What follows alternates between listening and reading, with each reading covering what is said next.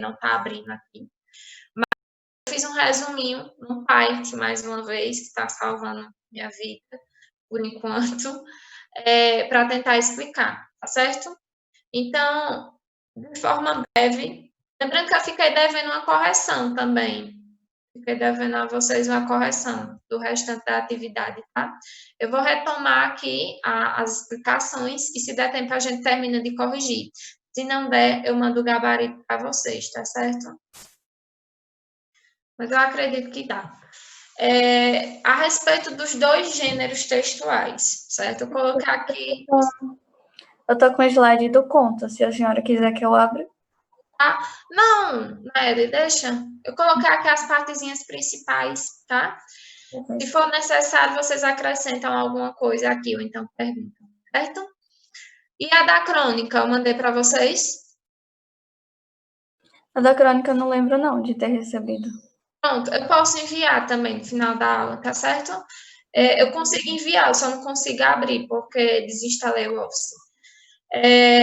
Vejam só, com relação a esses dois gêneros textuais, o conto e a crônica, né? Primeira coisa, a gente sabe que o conto, ele surge, né, a partir de uma palavra latina, certo? E o conto surge a partir de contar. Por quê? No início, as pessoas se reuniam, certo? E contavam várias histórias fictícias. Se reuniam em círculos e contavam várias histórias, certo? Então, o conto, ele surge a partir da transmissão oral. E apenas posteriormente, né, quando há o registro escrito, é que ele é transcrito.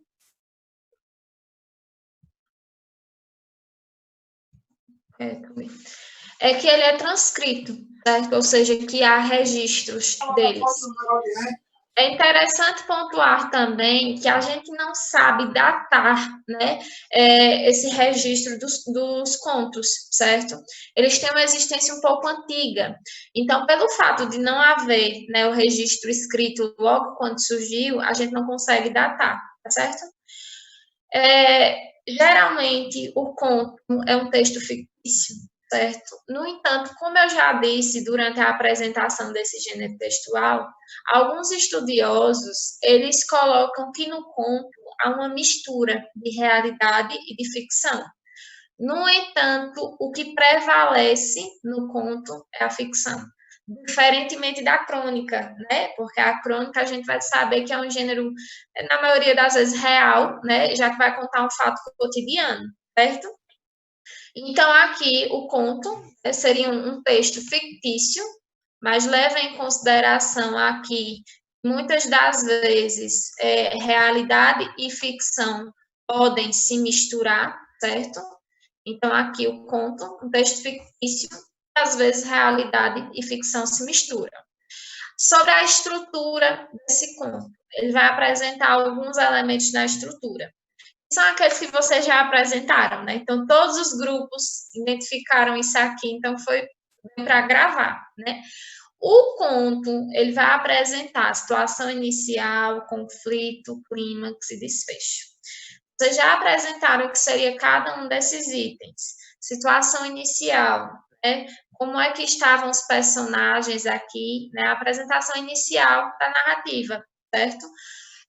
O conflito seria, digamos que, algo que surgiu, que fez com que desencadeasse o restante da história, certo? O conflito, ele é originado a partir do conflito, mas é o ponto máximo desse conflito, certo? A gente diz que é o auge da narrativa, ou seja, o ponto de maior tensão, certo? E o desfecho é como termina essa narrativa, certo? Então, no conto, a gente vai ter aqui esses elementos, certo? Que fazem parte da estrutura, situação inicial, conflito, clímax e desfecho, certo?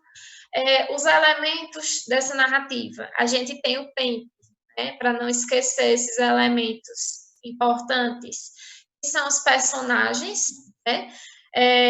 Seria a personagem principal, né? A gente tem também antagonista, como explicaram, que geralmente o antagonista ele contraria o personagem principal, né? Geralmente faz mal ao personagem principal, certo?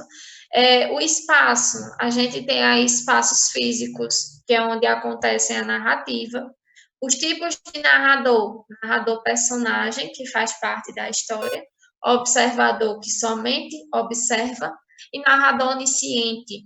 O narrador onisciente seria aquele narrador que narra, mas ele sabe de todos os sentimentos e de todos os pensamentos dos personagens. Perceba, não tem como uma pessoa que está narrando apenas o que está observando saber o que a outra pessoa está pensando ou sentindo. Quem faz isso é apenas o narrador onisciente, certo? Além de narrar, ele sabe dos desejos e dos pensamentos dos personagens, certo? Narrador onisciente. Há um tempo, a gente viu que esse tempo pode ser um tempo cronológico ou psicológico. Cronológico é aquele que a gente pode medir aqui no relógio, né? Questão de horas, dias, meses ou anos até, certo? Mas geralmente a narrativa é curta. Então, o tempo pode ser cronológico, aquele que é medido, né, que a gente sabe mais ou menos quanto tempo se passa, não precisa ser muitos dias ou muitos meses, certo? Independentemente de quanto tempo dure, pode durar horas, dias, meses ou anos, certo? Mas a gente consegue saber mais ou menos quanto tempo se passou. E a gente tem também o tempo psicológico. O que seria o tempo psicológico? Quando, por exemplo, dentro do narrativa, né, o personagem tem lembranças, certo? Então, essas lembranças que retomam ao passado, né, a gente vai dizer que aí tem um tempo psicológico, porque esse tempo não está sendo computado aqui, né? Esse tempo ocorre apenas na cabeça dele. Ele lembrar do que aconteceu uma semana atrás, do que aconteceu há um ano, certo? Então, a gente diz que esse tempo seria o tempo psicológico, certo? A gente tem, dentro desses elementos da narrativa, também o enredo. O que seria um enredo? É a história propriamente dita. E essa história propriamente dita carrega todos esses elementos aqui: situação inicial, conflito, clímax e desfecho. Por isso que na apresentação, né, houve até um probleminha, né, então fulano está falando minha parte, porque foi falar um pouquinho do enredo. O enredo é a história propriamente dita. E esse enredo, ele carrega consigo esses elementos aqui, tá certo? Então, um faz parte do outro, digamos assim, tá? Dentro desse conto, a gente pode ter discurso direto, discurso indireto ou discurso indireto livre, certo? A função do discurso direto. Quando a gente lê um texto e tem lá as falas diretas dos personagens, por exemplo, Bentinho disse, Capitu, e alguma coisa. Veja, quando a gente lê, eu não sei se acontece com vocês, mas quando a gente lê a fala direta do personagem, isso traz uma certa vivacidade ao texto. Então, é como se a gente estivesse ouvindo o que o personagem está falando. Eu não sei se acontece com todo mundo, mas ao menos quando eu leio, isso acontece. Então, o discurso direto, ele tem a função de atualizar aquilo, de trazer uma certa vivacidade ao texto. Então, na cabeça do leitor, é como se ele estivesse imaginando uma voz grossa, eu não sei se acontece com vocês, uma voz grossa, né, para o personagem masculino, que às vezes a gente já idealiza como ele é, né? Então, um leitor proficiente, né, e quem gosta de ler, vai fazer isso. Às vezes, quem não gosta de ler faz as coisas a pulso, né, na marra, e não consegue fazer isso, não consegue. Por isso que muitas vezes quem não gosta de ler, quando chega no final de um texto curto, ou então no final de uma página de um livro, não consegue dizer o que foi lido até ali, porque está fazendo as coisas sem atenção, sem gostar do que está fazendo, então ela não consegue imaginar isso. Mas quando a gente lê uma coisa que a gente gosta, né, a gente atribui fisionomia ao personagem, a gente atribui voz a esse personagem, né, então isso acontece. Voltando aqui para o discurso direto. O discurso direto, né, ele tem a função de atualizar o episódio, ou seja, atualizar a cena, de fazer com que confira a essa cena uma certa atualidade. Tá? O discurso indireto, diferentemente do discurso direto, ele não confere tanta vivacidade, certo? Então, quando a gente está lendo discurso indireto, não acontece a mesma coisa que quando lemos um discurso direto, ele não carrega consigo essa vivacidade. Tá? Então, aqui a função do narrador seria introduzir a fala do personagem, certo? E aí, a fala do personagem é que carrega essa certa vivacidade, tá certo? Com relação ao conto, essas partes de situação inicial, conflito, clímax e desfecho, tudo bem, né, gente? Precisa falar mais alguma coisa sobre isso? E aí? Não? Certeza? Eu acredito que essas são as principais coisas, tá? Com relação à crônica, a gente viu, primeiramente, que a crônica, ela se diferencia do conto, né, por se basear em uma situação cotidiana. Se baseia em uma situação cotidiana, então, ela não é mais fictícia, ela é real, certo? Se baseia em uma coisa que aconteceu com alguém, tá? O objetivo da crônica, gente, geralmente, é promover uma reflexão. A gente tem vários tipos de crônica, tá? A gente tem uma crônica argumentativa também, certo? Que é quando ele busca argumentar para convencer o leitor de algo, mas de algo cotidiano também. Mas a maior parte das crônicas são reflexivas, ou seja, que no final da crônica vem aí um ensinamento, uma reflexão que o autor, o cronista, ele está nos propondo, certo? Então, a crônica baseia-se em uma situação cotidiana, certo? Em uma situação do dia a dia, então, real, certo? Diferentemente do conto, a gente já vê outra característica. No conto, a gente pode ter uma linguagem mais rebuscada, certo? Por exemplo, eu não sei se vocês já leram o conto Negrinha, certo? De Monteiro Lobato. Já leram? Não? O conto Negrinha é um conto curto, tem umas 6 páginas, 6 ou 7 páginas só. E o conto, ele tem umas características, tem uma linguagem mais formal. Por exemplo, ano passado, no 8º ano, eu havia levado para os meninos lerem. Então, ele sempre utiliza verbos,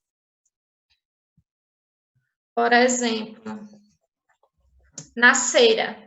Qual é o tempo verbal aqui? A gente que já viu o verbo. Modo indicativo. Qual é o tempo verbal? Lembra que eu disse que não era muito comum? Nascera, fora, e aí? Indicativo do subjuntivo? Modo indicativo, calma. A gente tem 3 modos, né, Naeli? Indicativo é um, subjuntivo é outro, imperativo é outro, certo? Então, se é indicativo, não é subjuntivo, certo? É indicativo. A gente tem 6 tempos verbais: presente, pretérito perfeito, imperfeito e mais que perfeito, certo? Futuro do presente e futuro do pretérito. Se a gente for ver, né, por exemplo, nascer, terceira pessoa, né?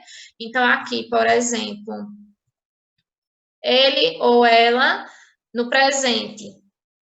Vamos colocar aqui no presente. Ele ou ela nasce no pretérito perfeito. Ele ou ela nasceu. No pretérito imperfeito. Ele ou ela nascia. E no pretérito mais que perfeito, ele ou ela nascera, certo? Então, aqui, ó, presente, pretérito perfeito, imperfeito e mais que perfeito. Então, observe que em alguns contos ou em alguns romances, em algumas narrativas, vocês vão encontrar aqui essas terminações, certo?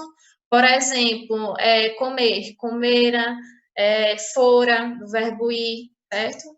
Então, aqui a gente tem o modo indicativo e o tempo verbal é o pretérito mais que perfeito, certo? Pretérito mais que perfeito, ok? Então, aqui, por exemplo, na crônica, a gente vai ter uma linguagem mais coloquial, a gente não vai ter uma linguagem tão rebuscada. Mas aqui, no conto, a gente pode encontrar os verbos numa linguagem mais formal, certo? Por exemplo, utilizando aqui modo indicativo, o tempo pretérito mais que perfeito, certo? Por exemplo, o alienista também. Vocês já disseram que fizeram a leitura. No alienista é um conto, certo? Então, ele utiliza uma linguagem um pouquinho mais rebuscada, mais formal, certo? Diferentemente das crônicas que a gente leu, certo? As crônicas que o livro trazia, né, elas possuem uma linguagem informal, bem leve, certo? Então, aqui, ó, a crônica baseia uma situação cotidiana, real, possui uma linguagem coloquial, leva o leitor a refletir sobre o assunto, já que é uma crônica reflexiva. Por exemplo, a questão da idade. Vocês disseram que eu estava numa crise existencial dos 30, né? Lembrando que eu não tenho 30, certo? Lívia, por Já é favor. 50, né? Perdão. Ufa! Ô, minha gente. Independente, a senhora está com crise existencial esses dias. Meu Deus do céu, eu não sei o que foi que eu fiz para escutar isso. Eu não sei, porque o 7º ano. Eu fui reprovado ano passado. A senhora que é a lista. Complicado. Continue, professora, porque senão a gente se perde na revisão. Tá bom. Mas peraí, quando terminar, quando der 9h10, vocês vão escutar. Ó, professora, aqui, ó, pra senhora, ó. Tá bom, tá bom. Peraí, deixa eu terminar essa primeira parte, essa segunda parte aqui, tô já terminando. Leva o leitor a refletir sobre o assunto, já que a gente tem uma crônica reflexiva, certo? Arthur, não. Arthur solicitando entrar na aula 9 horas. Tem jeito. Enfim, ali. A gente vê que no final da crônica ele propõe uma reflexão. Por exemplo, a crônica que a gente havia lido sobre os aniversários, né?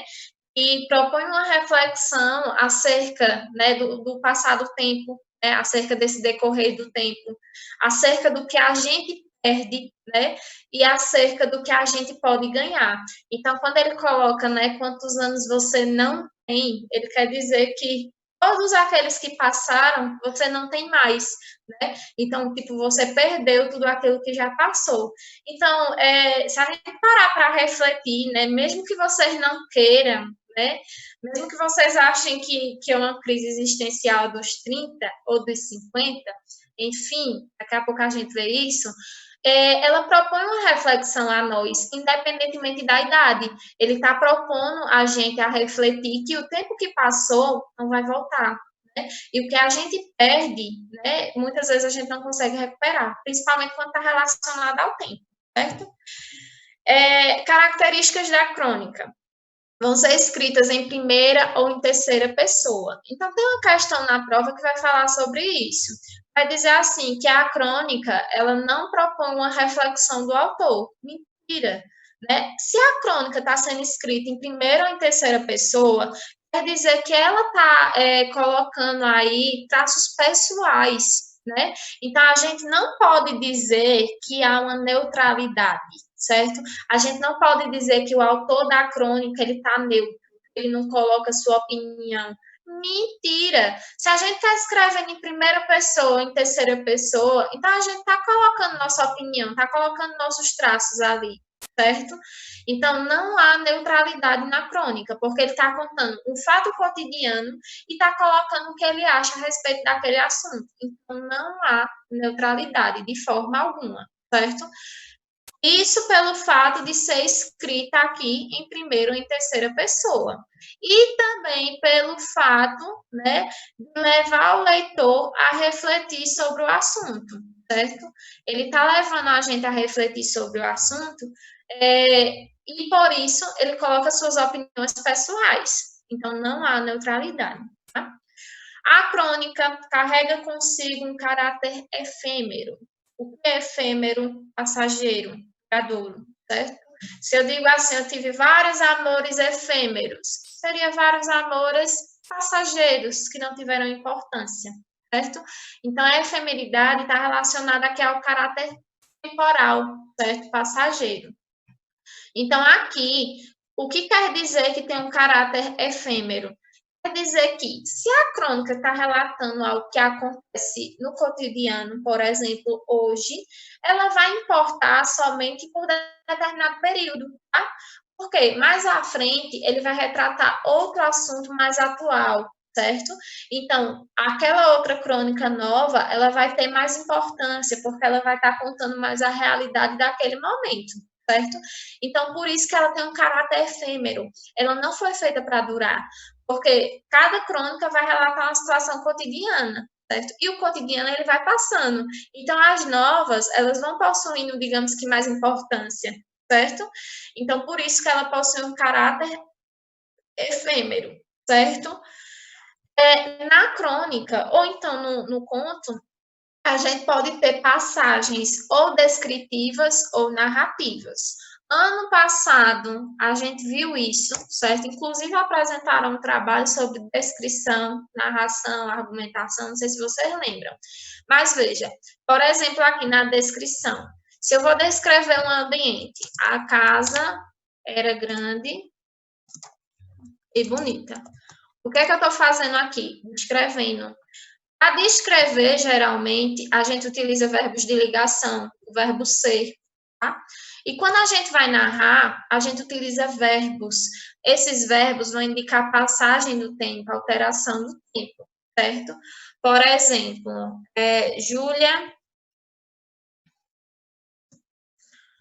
Júlia Maria acordou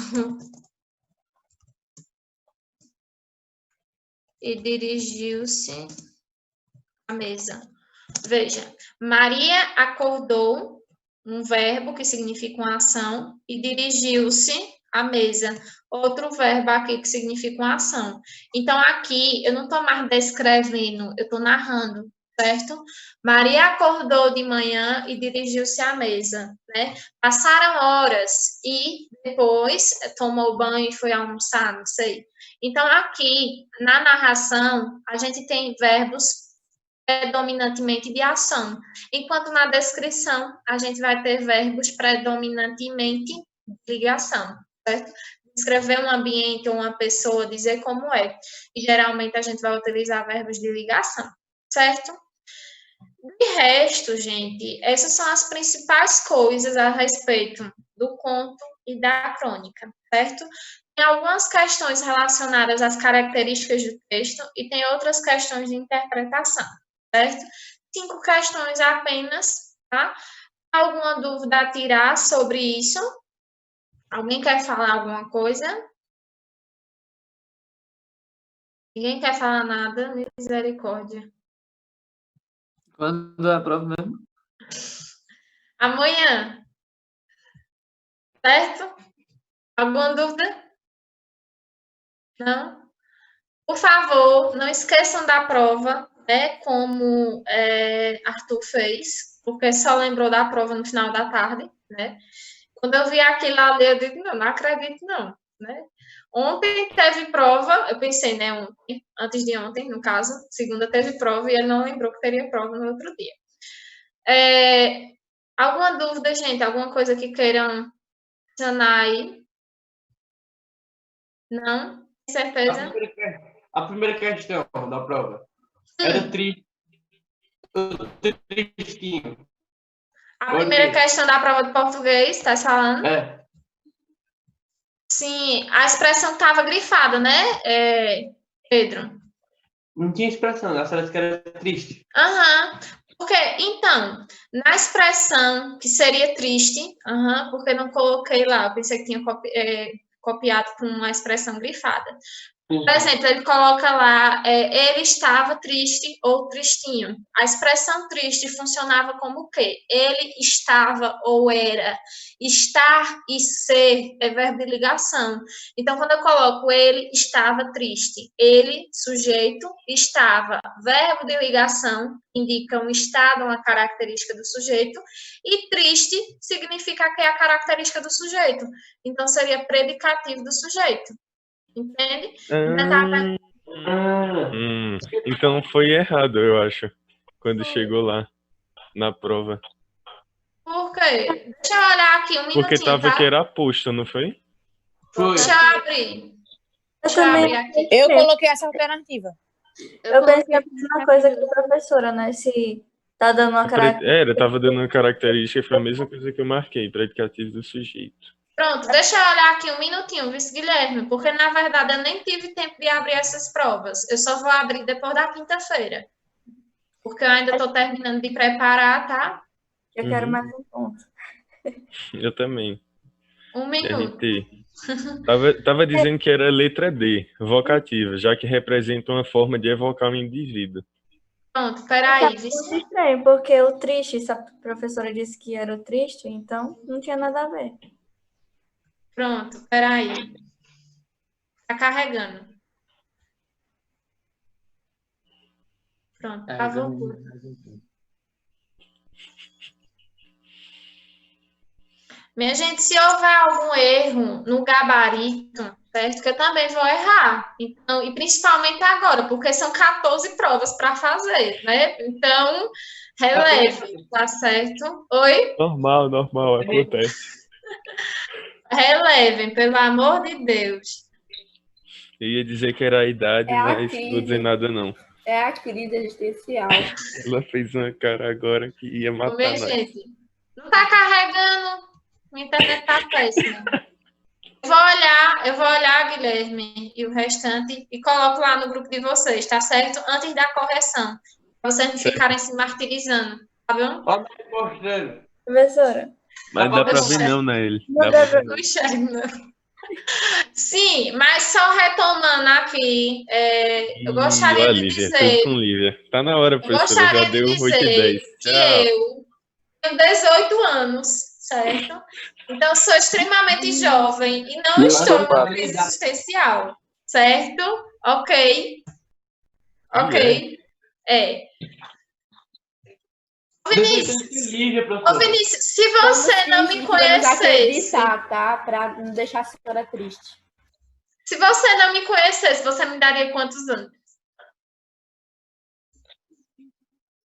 Não, pior que quando eu vi a professora pela primeira claro que vez, não. eu jurava que ela era aluna, então assim. Tá vendo? Todo mundo pensa isso, Lívia. Eu chego nas escolas, teve um dia. Não, a aluna é demais já.